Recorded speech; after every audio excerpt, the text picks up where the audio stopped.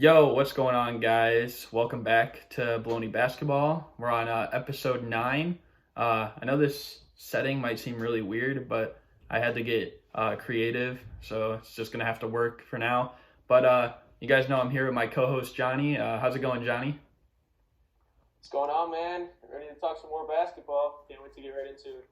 And actually, we have a guest, which we haven't had for a while, but we got my man named Edwin, who has a channel called NBA Talk on YouTube. But what's going on, Edwin?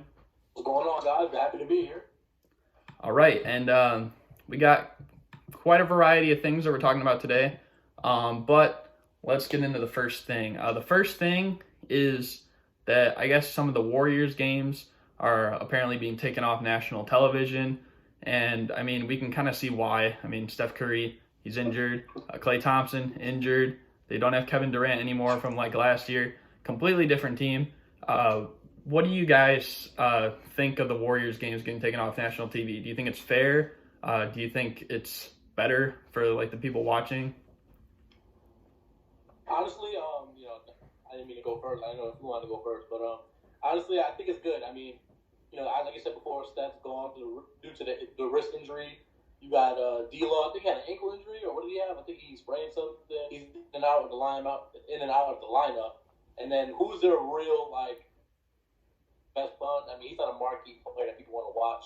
Yeah. Obviously, you have Klay out until about March, and then like you said, like you already mentioned, KD's gone. So what is this incentive to put them on TV? Nobody really wants to watch them, and so it's like, okay, you need to put out quality. You put a Warriors game out for already struggling to keep a good rating. That's pretty much what I think the league is thinking. Exactly. If when Zion went down at the beginning of the year, we all talked about, oh man, what are we gonna do with all these Pelican games that are on national TV? They're only on here because Zion's here. Well, it's the same story with the Warriors. It's the Warriors, they're missing like 3 guys like that, right? Curry's not here. Klay's not here. Kevin Durant's not on the team anymore. D'Lo's been in and out. And now Draymond's been sitting like every third game, and they're just making up some injury to embrace the tank. So there's no reason to televise that nationally. Let's throw on some basketball games where we're actually going to see some competitiveness. I mean, give the fans what they want to see. And I don't think many fans want to see the Golden State Warriors with their number one option, Eric Pascal, out there. Yeah, that's kind of what I was going to say, is that I don't even think Warriors fans really even want their team on national TV the way that they look. And I could see the same thing happening for the Pelicans because, I mean, Zion, his return, we talked about last week, is going to get moved back probably. And they've been losing again. So I don't think fans really want to watch teams that aren't like fully healthy and stuff like that. So yeah, no teams are all-stars on. Yeah. So it just I don't really see too much of a problem with it, at least. No, Warriors fans want to lay low. They want the whole idea of we're taking this year off, we're gonna get a lottery pick, we're gonna come back reloaded next year, and we're gonna make everybody who said the dynasty's over look like a fool. And so they don't really want to be at the center of attention right now. They want the Lakers, they want the Clippers, they want the Bucks. They want them to take all that attention so that next year they can come back and give us this feel-good story. So do you guys think that they're ever going to actually come back and win a title anytime soon? Or, what do you guys think? I don't think they'll actually win a title. Now, I think they'll be maybe like a top 3, top 4 team in the West when fully healthy because obviously, I mean, that team with Curry, Klay, and Draymond won 72 games together. So yeah, but it don't mean a thing without a ring. You know what I mean? Yeah, but I don't know. I think they'll definitely still be competitive. Yeah, I definitely think they'll be in the mix as far as good playoff seed. It'll definitely be a tough out. Maybe second round. I can see them making it too. But and by the way, the injury that D'Lo suffered, it was a thumb injury. I'm reading it right here. It says he had a thumb injury. I don't know how bad it is. It doesn't really say, but that was the injury. I kind of said it was an ankle or something. I just wanted to make sure I was right about that. Yeah, I mean, if the Warriors are gonna win a title, it's got to be in the next year or two before. Well, I don't know. The thing is, their game. Yeah, their game age as well. Steph's game isn't exactly. It's not dependent on age, right? I mean, he's just a good shooter. Klay's Clay's more of a bruiser, so in that sense, I guess it matters a bit. But Draymond's just a stretch 4, stretch 5, so it doesn't matter there. And if they do get that lottery pick, and who knows, they might flip D'Lo. Like they have assets to deal with, and so I would not bet against the Warriors at this time. Same. I mean, anything can happen, honestly. I originally thought they got D'Lo to trade him. Yeah. They may have. I mean, yeah, the deadline hasn't happened yet, so honestly, you can still. They can't trade him until the 15th. So. Yeah. So I mean, and not only that, the deadline hasn't even came yet, so anything can happen, honestly.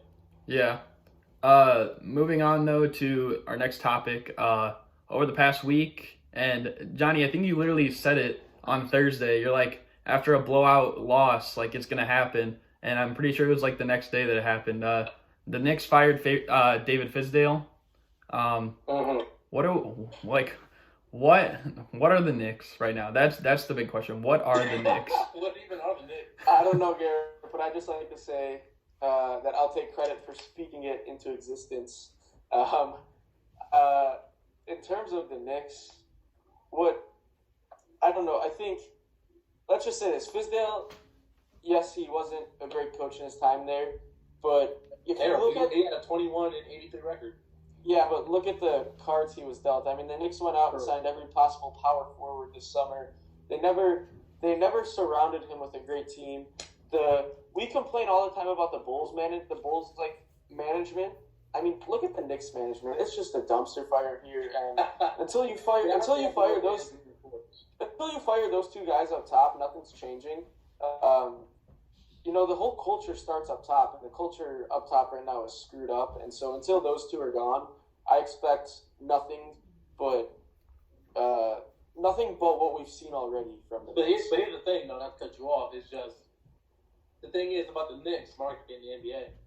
They're gonna have fans. They're gonna be sold out all the time, regardless. So they don't really have. I mean, as far as they're always gonna make money regardless. You know what I mean? So besides winning, obviously every team wants to win. If you're the owner, you want to win. Obviously, more money to be made if you do win. But it's like, even if they don't win, even if they're the worst team in the NBA, which they are, they're still going to get bread because they're in New York. So there's no real, okay, we have to win or we're not going to get any money. So, you know what I mean? There's no real incentive to push out a winning roster. Yeah, but I mean, obviously those fans are going to get sick of it. You could say the same thing about the Lakers, and those fans are tired of, they missed the playoffs for 6 years in a row, and now they're happy they got, LeBron, Anthony Davis, and those guys. But, yeah, so the Knicks are just, in a complete mess. The thing is, when you have a market as big as New York, the first thing is basketball's better when the Knicks are good. But the second thing is fans think when you have a team like that, they're worth so much money. I know there's a luxury tax and we can go over it. Fans expect the team to spend money to put a reputable team out there. They don't expect the team to go out and sign Julius Randle to a big deal in the summer where Kyrie Irving was available, where Kevin Durant was available. And so as a fan, it's just frustrating watching that. And I'm not even a Knicks fan, but I could just imagine being a Knicks fan and having a front office run by James Dolan, and they just have no clue what they're doing. And it just sucks because, like I said, when the Knicks are good, it just makes basketball so much more fun. Yeah. Yeah, facts. I would agree. I agree 100% to that. Moving on to the next topic. So the Milwaukee Bucks, they have a 16-game win streak going on right now. Pretty insane, even though just last night they still won and Giannis didn't even play. Are the Bucks the best team in the NBA right now? I wouldn't say they're the best team in the NBA. I would still lean towards the Lakers and the Clippers. And the Clippers is kind of a big if. I would say the Lakers are still definitely the better team. The 16-game win streak, though, does speak volumes. It does speak to how the team is constructed. Giannis is playing obviously out of his mind. He's improved every single year of his career, and that's something that doesn't really get talked about a lot. He's improving his distributing, and he's improved his distributing. I think almost every year of his career. I think his averages have went up. The stats in front of me, but I believe they went up every single year since he's entered the league. And he's playing both ends. He's a great defender, and I believe he's leading the MVP race right now. So the Bucks, I do believe they're the best team in the East right now. Before the season started, I thought the Sixers would be. Not my Sixers. I'm not a Sixers fan, but The Sixers I held to be the best team in the East, but as soon as the season started, obviously we see where they're at and we see where the Bucks are at. And, they really destroyed, my prediction. So, I think the Bucks are legit. The Bucks want the Lakers and the Clippers to garner all the attention. The season for the Bucks, similar to the Clippers, similar to the Lakers, the regular season means nothing for them if they can't win in the playoffs. Brogdon's playing so well for the Pacers, and yet the Bucks somehow still have a ton of depth, are doing just fine without him. But like I said, come playoff time, if they don't win, this means absolutely nothing. You know what I mean? Bledsoe struggled in the playoffs in his time with the Bucks, so we really have to see what happens come then. But I mean, as there's nothing to complain about what the Bucks are doing right now. Like, they're just playing fabulous basketball. They're doing their job. Giannis is sitting fourth quarters. Like, this is like what their dream was. This is like what their dream season looked like before the season even started. What? The one quick thing I want to just add real quick. I said he had improved his assists every year. That was actually incorrect. He has improved his scoring, Giannis I'm talking about, every single year of his career. So last year, 27, and this year he's at 30. And his rebound year of his career. So I just want to correct the mistake I made. Well, the thing about the Bucks is that I don't think they fear anyone in the East at all. Because, I mean, last year, obviously they lost to the Raptors, but the thing about the Raptors is that there were a bunch of veterans that needed a guy that had championship pedigree. And, obviously DeRozan wasn't that, and they got Kawhi, and he did that. But if you're looking at the other teams like the Sixers, like, there's still a bunch of question marks about the Sixers, and we're like a fourth of the way through the year. Like the Celtics, the Heat have played nice, and so have actually the Raptors. But I don't know if they're necessarily like conference favorites. And the Bucks have they have more guys that have been together for the last 1 or 2 years, and they actually do have a lot of veterans on their team. It's just like putting it all together. Call me crazy, but as a Bucks fan, I fear the Celtics more than I do the Sixers come playoff time. In the fact that Brad Stevens always puts a game plan around stopping Giannis and knows what he's doing. I said it from the beginning of the season. The Sixers' biggest mistake was letting Butler go, and they're going to pay for it come playoff time because now they need that closing. Because now they're relying on Tobias Harris creating and scoring in crunch time, and that's Jimmy Butler was their best player in the playoffs. I keep echoing it, and they're going to really struggle without him come playoff time. This team, they'll be lucky to make it out of the second round. Yeah, they definitely have some question marks around them as well. Were you going to say something?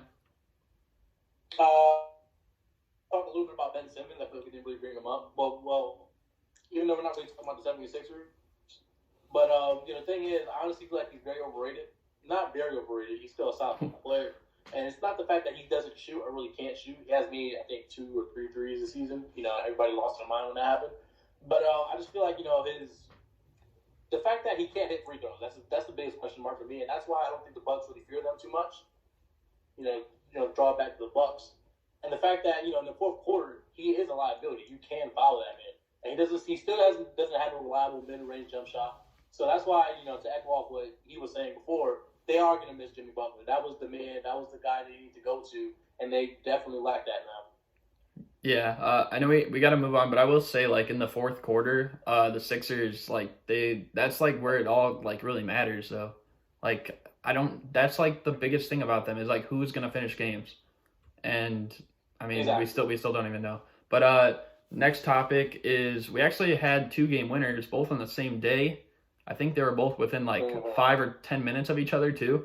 Yeah. We had Derrick Rose, game winner against the Pelicans, and then we had Nemanja Bjelica with the game winner against the Rockets. So what did we think about both those game winners? I tweeted after the Rose one. It's just look at this guy's career as a whole and see coming up, playing for his hometown, winning, being the youngest MVP ever, tearing his ACL, coming back, all this. His story is just so great. So I love seeing him succeed. And then with the Bjelica one, I was just laughing because there's a video on Westbrook. It's that go-ahead layup when he's yelling the game's over, and then a second later they lose on a game-winning three. I just thought it was funny. Nah, but what I was going to talk about is, you know, when you said the game was over, situation happened with Trae Young, you know, during that Heat game. Yeah. It was pretty much over, and then, you know, the Heat ended up going on a 24-4 run, you know, so, you know, Jimmy Butler hit that game-tying three, and honestly, you know, he does not get enough respect. I feel like, you know, as a basketball player, no one's talking about that man, but to, you know, to stay on topic, that I can't even pronounce that man's last name. I think it's Bjelica. Bjelica. Bjelica. I'm just calling him. His name is B now. B. Yeah, he hit that with so much confidence. As soon as he caught it, that jet was. Solid player, solid basketball team. I love the way that he are playing. And as far as the D Rose game winner, a lot of people are giving him a lack because it was a mid-range jumper. All these analytic nerds are talking about how. Oh, he just drove to the basket. But look, my man, he hit the damn shot. All right, let's relax. People need to pull up for three or something. Like, come on, yeah, his analytics stuff is going a little bit too far. It was a good shot. He got a great winning. There's to complain about. Yeah, I'll just kind of touch on each of them quickly. But, like, for the Bjelica one, he's been playing, like, really well recently. And, I mean, obviously it shows in the Kings' record because they're in the playoff picture now for the first time, like, all year. But, I think they've won 3 straight. He had like 30 points against the Mavericks and gave them their first loss since they lost to the Clippers. And then as for the D Rose one, like he even said after the game, he's like, I was born to do this. So I mean, like it's just amazing. Like watching his whole career. I think he had 17 points as well in the fourth quarter, which it's just like crazy. Like countless times, like he keeps on like coming up like in the clutch, and it's really cool to watch. But so now on to our next topic. We have a quote from Steve Nash. Steve Nash is one of my favorite players of all time, but he actually came out and said Luka might just be the best 20-year-old ever. So what do we think about that? I know someone probably has some strong opinion about that. Well, it's either Luka or LeBron. Luka's been phenomenal. He's been playing professional basketball ever since he was 16 years old. This is nothing new to him. He warned all of us saying that scoring in the NBA would be easier than scoring in the EuroLeague. And I've seen no lies detected up to this point. He's been absolutely phenomenal, absolutely fun to watch. And everybody was like, yeah, the Mavericks might sneak in as an 8 seed. And now they're looking like they're a lock for a mid-range 4 through 6 seed in the West, which is pretty crazy. About the whole idea of him being the best 20-year-old. Yeah, you were right. I do have some opinion about that, and neither one of those answers are right. My man LeBron nor Luka was the best 20-year-old. You know what the best 20-year-old of all time was? Magic Johnson. Averaged 18 points per game, 7 rebounds, 7 assists. But what gets lost is the fact that I don't know if a lot of people know this, and I'm kind of being sarcastic. I know where you're going. As a 20-year-old, like what are we talking about right now? He jumped without Kareem. He jumped that center. He played all 5 positions. He gave you 45, 17, and 8. Or no, 45, 15, and 7. Yeah, he started finals rookie. He started Game 7 at center. Exactly. Yeah. That's the game I was referring to. He got 45, 15, and 7. Like that is the best 20-year-old ever. So yeah, Luka. I remember he did say scoring in the NBA is easier over in Europe. They do play a more physical style of basketball, and obviously LeBron was great as well. But I just think, we can't dismiss the fact that Magic did win. And obviously, he wasn't the final. I don't think he was the finals MVP that year. I have to fact check that. But he was a championship team. They won. So, I mean, unless Luka wins this year, which I think we all would agree he's not, I don't see how he's the best 20-year-old ever. That's just me, though. Yeah, I think Magic actually was the Finals MVP that year, but I would also agree that I think Magic is probably the best 20-year-old ever. But I can't hate on what Steve Nash said because obviously it's a different game now than it was. He's not. I 30. can't hate on it. Yeah, Right. but I mean, like if we're looking at it, I mean, I feel like there's certain parts of the game that you could say like Luka probably did better at this part, than Magic did or than LeBron did or whatever. Like, if we went to, like, break down everything, like, statistically, for a 20-year-old, I think he probably is right. Steve Nash is probably right. But obviously, it all matters really in the playoffs. That's where, like, everyone's made. That's why I feel like more people would say, like, MJ is above LeBron in the GOAT discussion because he's 6-0, he's got 6 chips, and LeBron has 6 losses in the finals. But I don't want to, like, get too far into that because I know people are going to, like, you know, have their own opinion. I'm subscribing. LeBron. let's not start the Jordan. Yeah. I know some people don't want to watch it. But anyways, so this isn't really a huge topic here, but Jamaal Franklin, former NBA player, like a few years ago, I believe like 4 years ago, he got a quadruple-double, which is insanely rare in the CBA. Just the main thing we could talk about here is, like, do we think the CBA, because recently it's been like EuroLeague, G League, do we think the CBA is like a legitimate place for like an NBA comeback? Like, what do we think? I lean towards no. I don't think it's the great spot, but who's to say it won't work? Little trivia: do either of you guys know who the last player was to record a quadruple-double in the NBA? I think it might have been Hakeem. I think it's also is it not? No, Hakeem did record 2, but he's not the most recent. Then it's got to be David Robinson. That's my guess. Yep. Okay. David Robinson. I couldn't remember. I know they both had one, but I couldn't remember who was. Robinson in 94, and then Hakeem had 2 in March of 1990, which is crazy. 2 in the same month. Didn't Alvin Robertson have one? I'm pretty sure, or something. I thought Robertson had one, and then the last one was Nate Thurmond. Oh yeah, Nate Thurmond. But yeah, as far as the CBA thing, though, that's it for Chinese Basketball Association, right? Yeah. Okay, well, I think it is pretty legit. I mean, for one, a lot of people know about it.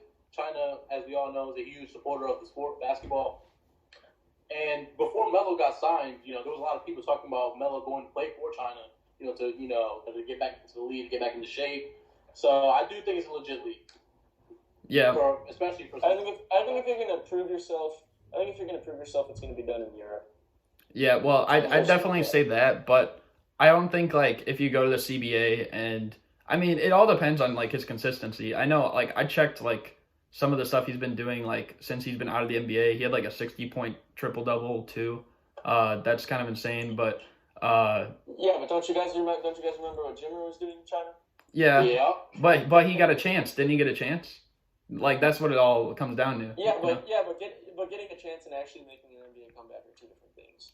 I know, but sure. I'm just saying, like, he did actually come onto a roster. In the fact that, yeah, you can get a chance. Like, yeah, you technically get a chance in that you might get signed by somebody, but I don't even know if Jimmer actually saw any NBA live minutes after that. Yeah, I mean, like, I think he played with the Suns. Does that even count, like, playing with the Suns besides, like, this year? Because the Suns have been good. But, yeah, I think it was just preseason stuff. Yeah. Which it makes the league look good in that they at least sent somebody to the NBA, but there was nothing to come of it. Yeah. Moving on, though, I feel like this is one of the bigger topics that we have. The Cavs, now we talked about this a few times. The Cavs are officially open to trading Kevin Love, and Kevin Love also came out and said he wants to go to a contender. I believe he specifically said the Blazers as one of them. So what do we think about, like, the Kevin Love trade rumors? They might be coming to an end. What are our thoughts? He needs to get out of Cleveland, but from the Blazers' perspective, I don't think he should go to the Blazers. They're struggling on defense. What is Kevin Love bad at? Did you guess defense? You were right. So I think that's a huge no. A few other teams I've heard about him going to were the Nets. I heard him going to the Heat and also the Rockets. Those are the 3 teams I've seen, throughout my travels on NBA Twitter. And I would say out of those 3, I would like to see him. Honestly, it doesn't really matter. I would say probably the Heat would be the best bet because since they're already great defensively, him being on the court wouldn't, it wouldn't be much of a drawback since they're already good defensively. Him going to the Blazers would kind of be like throwing oil on the fire. They're already struggling. They got Carmelo on the damn team for crying out loud. And, obviously Damian Lillard and CJ McCollum are not any potential defensively. So bringing in somebody like Kevin Love, I mean, it's like cutting off your other leg when you have one leg. Yeah, he's already given up on playing in Cleveland. You could see he's not showing the same enthusiasm. And the way I look at it is, if the Blazers fully guaranteed Melo the season, Melo's best position in today's NBA is the 4. Yeah. And yeah, I know that the trade would involve Whiteside going to the Cavs, but you still have Nurkic and Collins, and I know both are injured, and I don't know their timetable exactly, but I know that one of them is coming back at some point this year. And if they come back, that pushes Love to the 4, which pushes Melo to the 3, or pushes Melo to the bench. And so I'm not so sure that it's necessarily something that the Blazers should pursue heavily.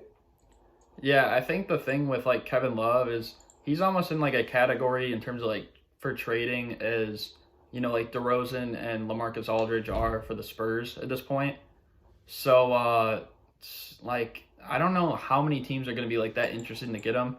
Now I know you said a few teams for like the Heat. I don't know if he necessarily would be a great fit for the Heat because I know you said like his defense might be like picked up by the other guys. But I don't think he has like the same mentality as like some of the guys like Kendrick Nunn or Jimmy Butler or Duncan Robinson, Bam Adebayo. Those guys have.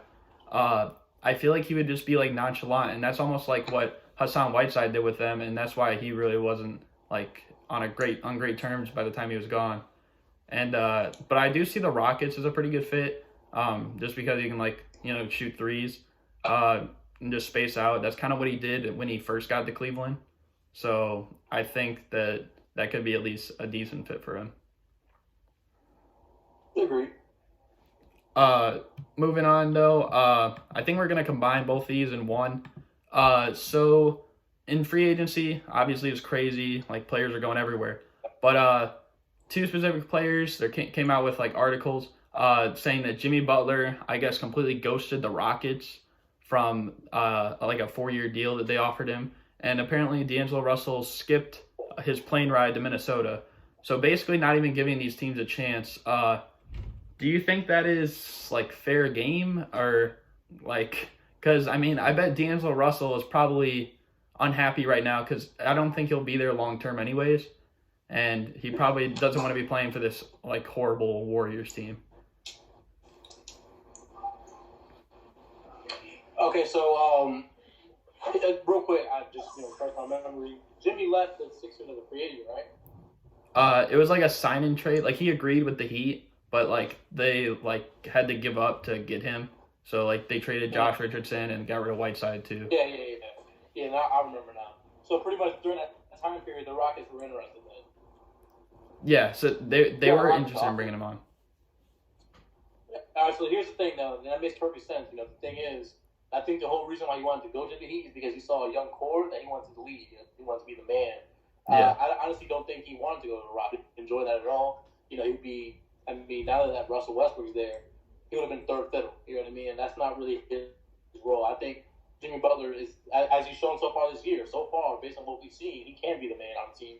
And he's giving you, I think, 28 points per game, 7 and 7, something like that. Yeah. He's playing excellent defense. At the point, he was leading the league in steals. So Jimmy Butler has a clear goal, and that was to be the man on a team.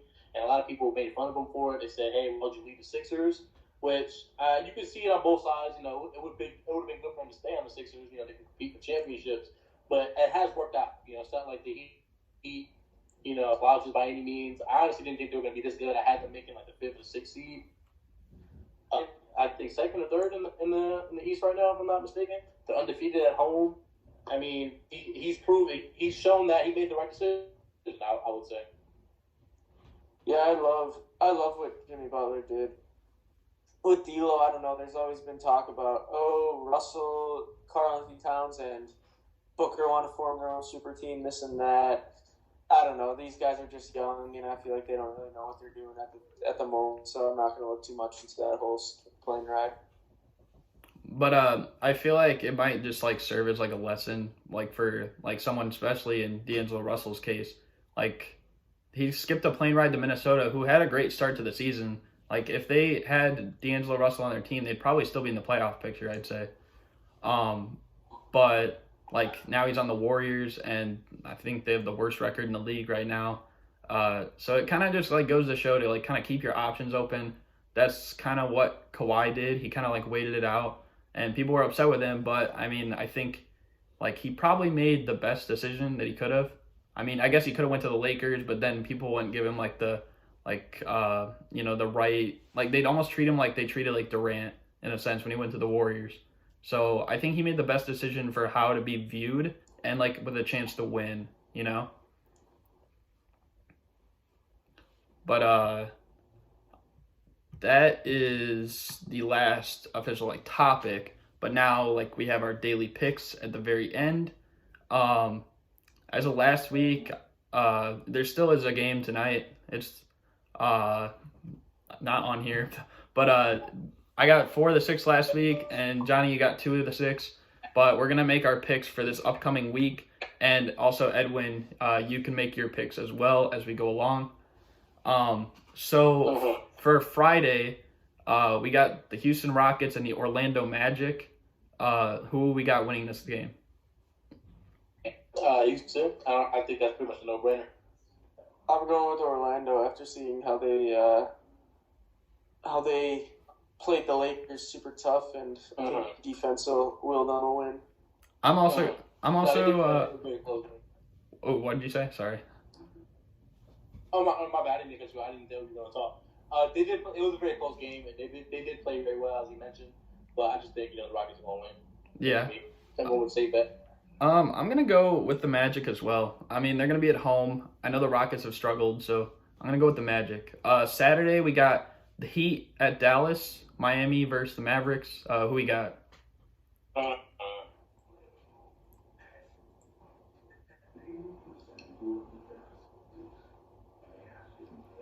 got Miami. Yeah, I think Miami's gonna take that. I want to see Jimmy Butler guard Luka. I want to see him guard Luka. Yeah. I want to see him make an effort. I don't know. I'm gonna go with the Mavericks. Honestly, I'm picking the Mavericks. Sunday we got the Hornets at the Pacers. Who's winning that? Pacers. Yeah, I got Pacers. Yeah, I also have the Pacers. The I mean, they played pretty well this year, but I think the Pacers will win this one. Monday we got the Spurs and Rockets. Could be 2 games, I guess, in that game, but no, they're probably not going to replay that. But who's winning that Spurs Rockets game? They've already declined it. They declined the request. Oh, they did? Yeah. Oh, I wasn't even like, I must have. That's my bad. But anyways, Spurs Rockets. Who will win that? It's in Houston this time. I got the Rockets. I'm gonna go with Spurs on this one. I'm gonna take. I'm gonna take the Rockets. I think. Tuesday we got the Magic at the Jazz on Tuesday. Who's winning that? The Jazz. I'm gonna go with the Magic on this one. I'm gonna go with the Jazz. I feel like me and Johnny keep picking the same. Okay, but anyways, Wednesday we got the Celtics and the Mavericks. Who's winning that? Mavericks. You guys both got Mavericks? Yeah. Yeah. I'm gonna go with the Mavericks as well. And then Thursday, this is probably the game of the week. The Lakers at Milwaukee. So LeBron and Giannis, AD, Chris Middleton, all those guys. Who's winning that? Fear the deer, baby. I'm gonna go with the Bucks. Yeah, actually, I kind of want the Bucks to win that game. I'm also gonna go with the Bucks. They will be in Milwaukee too, so that will help them. But yeah, I think that's gonna do it for us. Do you guys have anything you want to add at the end, or? Well, for one, make sure you guys subscribe to my channel, and all my subscribers who watch the video, make sure you guys subscribe to my boys' channel, Super Mario Hoops. That's right. And that's pretty much it. You got anything, Johnny? It was a good episode. I was gonna say thanks for joining us, Edwin. It was fun. It was fun. I'll definitely try to be on here again sometime. Yeah, it was a pretty good episode. I'm going to have the links down below for Johnny's Twitter and Edwin's YouTube channel, so you guys can, go check that out. But, yeah, so hope you guys enjoyed, and we're out. Peace. Peace. All right, have a good one.